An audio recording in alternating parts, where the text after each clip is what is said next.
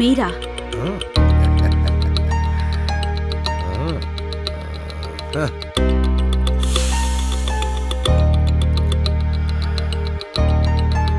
ఏంటలా చూస్తున్నావు? ఓ, నువ్వు చెప్పిన టైం కంటే ఓ 10 నిమిషాలు ముందొచ్చాననే. ఇన్నాళ్ళంటే ఎలాగలో ఆగాను, కానీ కొంచెం సేపు ఆగలేకపోయాను. ఏమనుకోకే. ఎందుకొచ్చారు? అబ్బా, ఏమి తెలియనట్టే. చెయ్యి తీయండి. నేను ఆ భద్రాగాడికి వేలకు వేలు డబ్బిచ్చింది నీ మీద చెయ్యి వేయటానికి, తీయటానికి కాదు. అయినా ఏమీ తెలియనట్టు యాక్ట్ చేస్తున్నానే.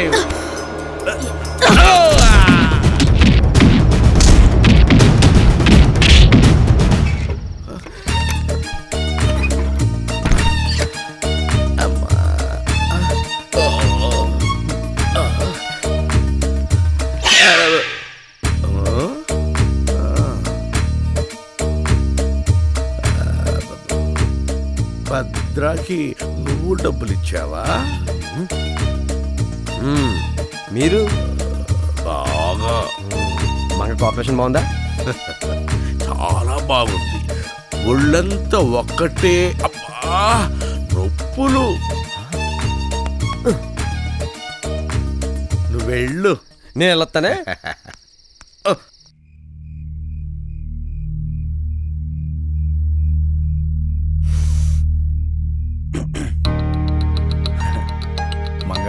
ఈ నైట్ కోసం ఎన్ని డే అండ్ నైట్ కలకనా తెలుసా? ఏదో భద్రగాడి పుణ్యమా అని.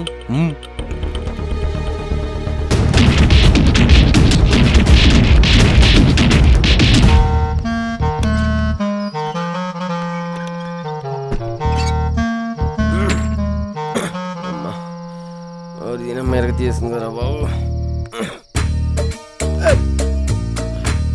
ఇదేంటి పూల రంగుల్లా తయారై వచ్చాడు? నువ్వేంట్రా ఇక్కడ? ఊటినేరా మంగని పలకరిద్దామని. అవునా? నువ్వెక్కడికి రా. అదే చాలా కష్టపడి మంగని సెటప్ చేశాను. నువ్వే మనసులో పెట్టుకోకరా. నా పని అయిపోగానే నేను నీకు అరేంజ్ చేసి పెడతాను. అక్కర్లేదురా, నాదైంది, నీకు చూసుకో. అయిపోయిందా? అంటే నువ్వు కూడా భద్రగాడికి డబ్బులు ఇచ్చావా? ఈ లెక్క చూస్తుంటే నేనే కాదు, మన యథాలందరూ ఇచ్చాడున్నారు. తొందరగా వెళ్ళు, మంగని కోసం వెయిట్ చేస్తాను. ఒరే, ఎలా ఉంది? ఓకేనా? అబ్బో సూపర్. ఎందుకన్నా మంచిది, కొంచెం దూరం మెయింటైన్ చెయ్యి. వస్తా. దూరం మెయింటైన్ చేయమంటాడేటి? అలా ఎలా కుదురుద్ది?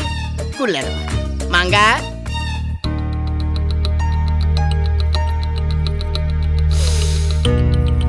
మంగా,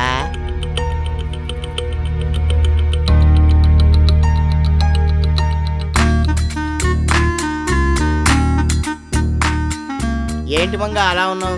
మా బోసుగాడు ఏమైనా ఎక్స్ట్రా చేశాడా? ఆడంతే ఎదవా ర్యాష్. మనం అలా కాదు, సైకిల్ తొక్కినంత స్మూత్.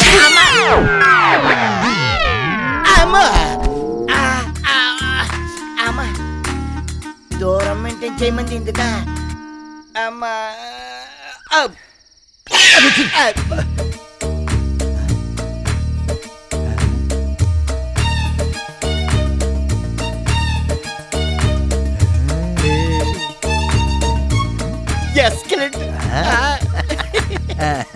ఒరే, ఒళ్ళు నొప్పులకి ఏదైనా బిల్లుంటే ఇచ్చారా? బిల్లలు లేవు. ఇలాంటి నొప్పులు ఎంజాయ్ చేయాలి కానీ బిల్లలు వేసుకుని పోగొట్టుకోకూడదు. అవునా? వెళ్ళు.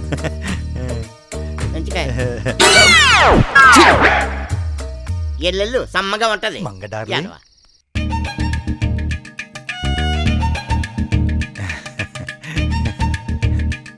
ఏంటి మంగ ఆలస్యంగా వచ్చానని ఫీల్ అవుతున్నావా?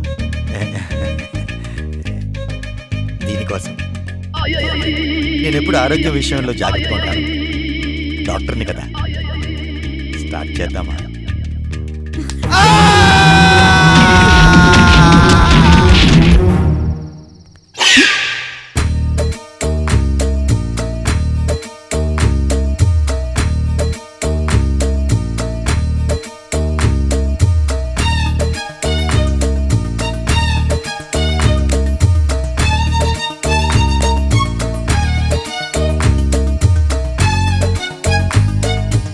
వెళ్ళు, కుముద్దు వెళ్ళు.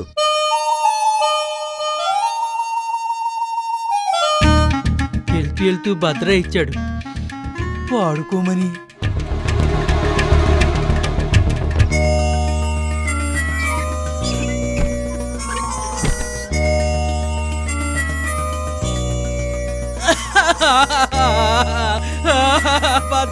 భద్రగా ఎంత పని చేసావురా.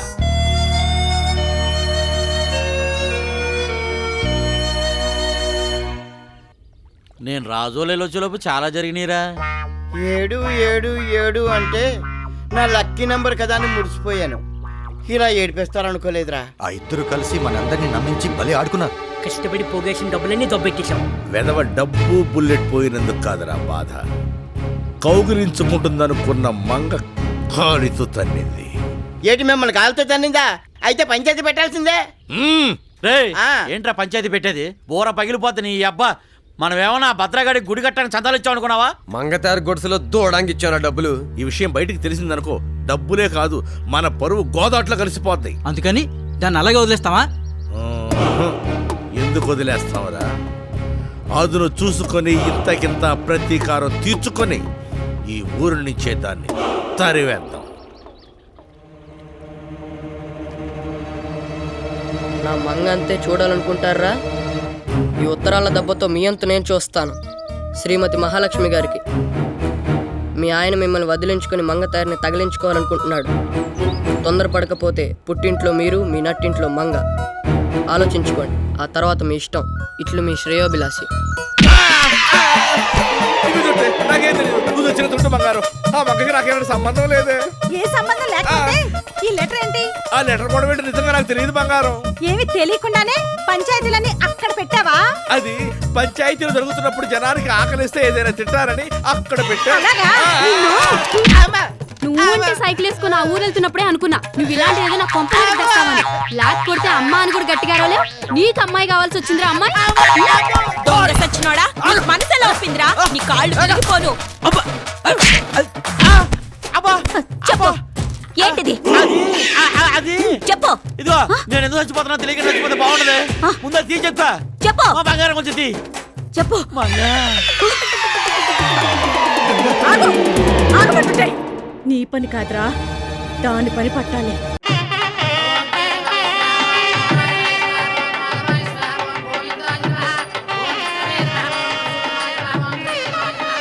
అందరూ వచ్చినట్టుగా అమ్మా పెళ్లి కుమార్తెలు తీసుకురండి. తీసురామ్మా. ఆగండి. ఇంకా చూస్తూ కూర్చున్నావే? లే. ఏమైందండి? ఏమైందా?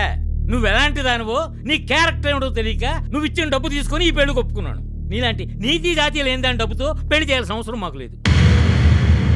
ఏంటండి, ఏమిటి మీరు మాట్లాడుతున్నది? ఏమిటా?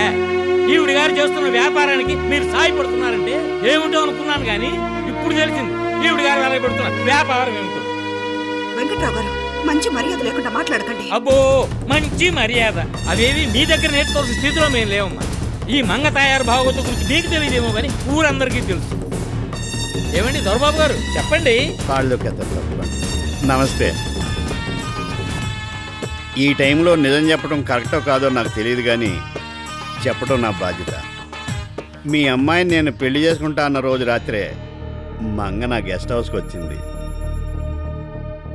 వెనక ముందు ఏ ఆధారం లేని వాళ్ళు పెళ్లి చేసుకోవడం ఎందుకు, నన్ను చేసుకోండి, బాగా సుఖపెడతాను అంది.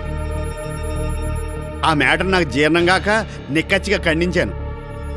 కట్టుకోకపోయినా పర్వాలేదు, మీ దగ్గర పెట్టుకోండి అంది. లాగొక్కటి కొడదాం అనుకున్నాను, ఆడదు కదా అని వదిలేశాను. అంతే, మీ దగ్గరికి వచ్చి నా గురించి ఏవేవో చెప్పి మన సంబంధం చెడగొట్టింది. మన సంబంధం చెడిపోయినందుకు నాకేం బాధ లేదండి, జరిగిన విషయం నలుగురికి తెలియాలని అంతే. అంత అబద్ధం. ఏంటి అబద్ధమా? కావాలంటే ఆ రోజు రాత్రి నా గెస్ట్ హౌస్ వచ్చిందో లేదో అడగండి. చెప్పు, వచ్చావా లేదా?